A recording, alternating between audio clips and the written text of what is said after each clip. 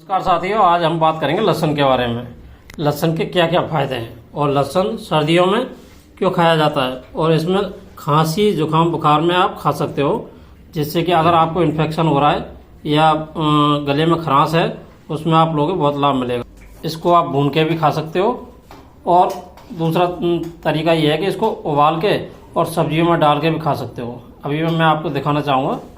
देखो, ये हमने भून लिए है, भून के अब आपको तैयार करता हूँ। ये वाले हमने उबाले हैं, अभी उबल रहा है। उबलने के बाद में छिलका निकालेंगे, फिर हम आपको दिखाते हैं आगे।